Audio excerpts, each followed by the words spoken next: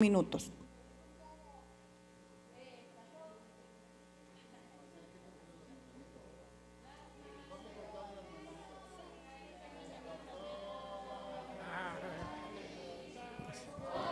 Disculpación.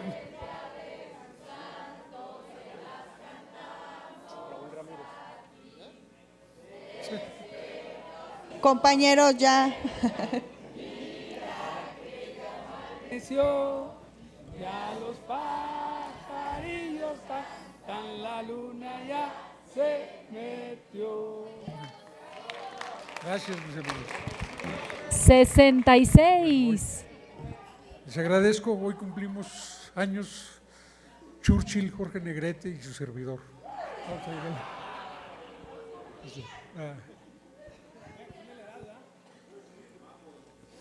Es un recurso retórico siempre calificar a la oposición de que se opone por oponerse.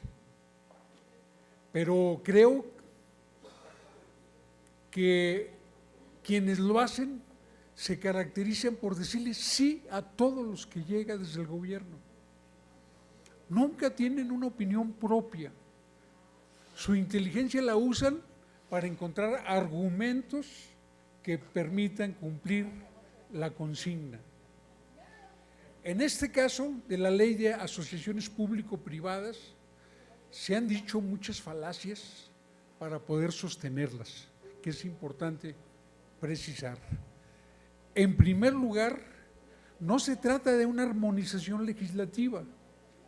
Si eso fuera, si el legislador que reformó la Constitución para permitir la ley de asociaciones públicas privadas hubiera generado una ley general y hubiera uniformado la voluntad de todos los legisladores en el país, pero no es así.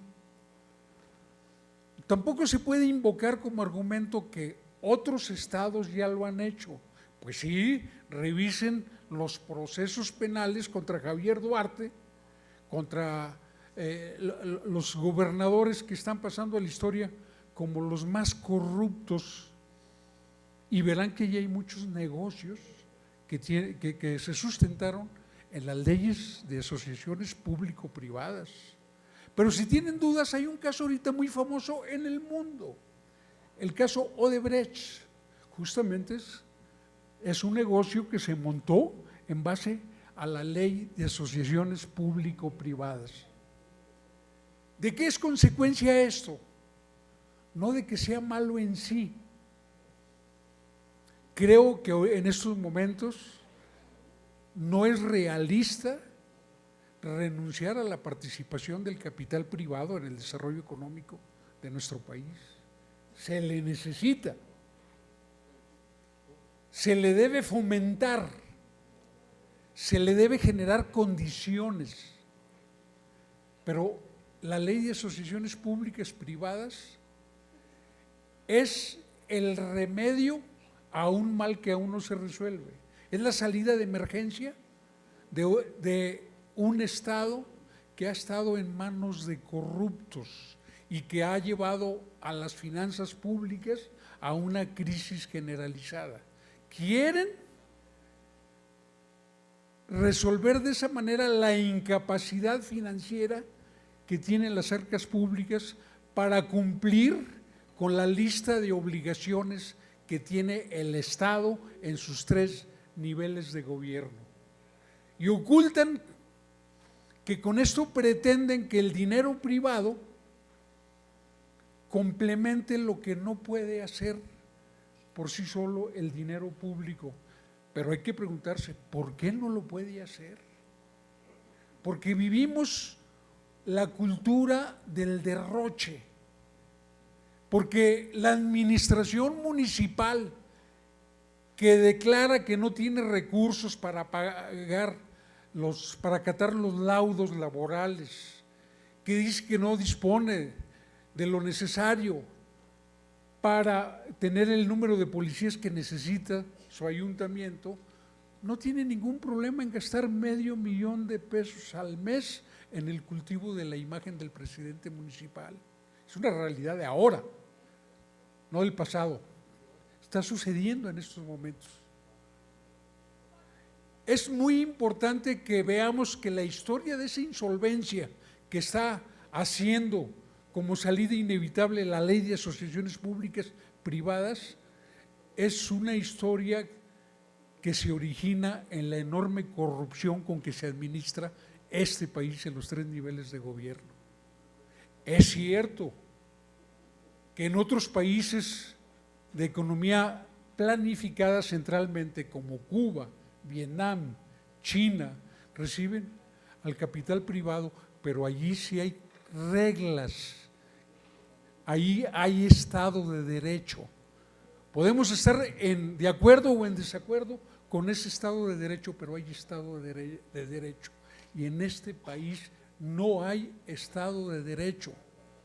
Inclusive el propio presidente de la República ha calificado ese deterioro del Estado de Derecho como un estado de debilidad extrema de las instituciones. En este país el Estado está ausente, inclusive en su obligación básica, que es la de darle seguridad a sus gobernados. Hay muchas áreas en donde la paz obedece al predominio de un cártel. Si no, vayan a Nochistlán. En Nochistlán, en cuanto se instaló el cártel Nueva Generación, se acabó la violencia, no en cuanto se instaló el ejército, no en cuanto se instaló la seguridad pública.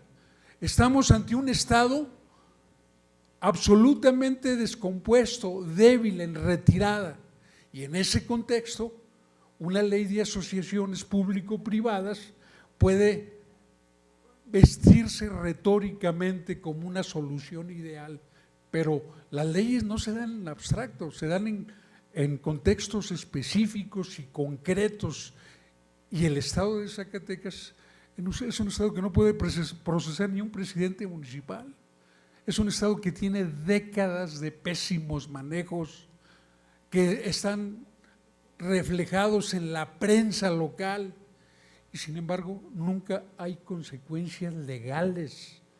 Aquí no hay posibilidad de aplicarle la ley a nadie que no sea un ciudadano común y corriente.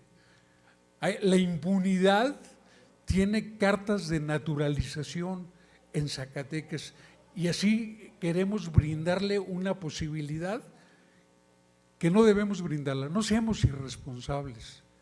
Total, no actuemos dogmáticamente, no asumamos que hay un sí o un no, un blanco y negro. Proponemos que se devuelva a comisiones. Concluya, diputado, y que se por favor. abra un foro o que una serie de foros en donde podamos nutrirnos de elementos de juicio y que dispongamos de más reflexión. Al cabo, pues de China van a llegar muchos recursos. ¿Es cuánto? Gracias, diputado.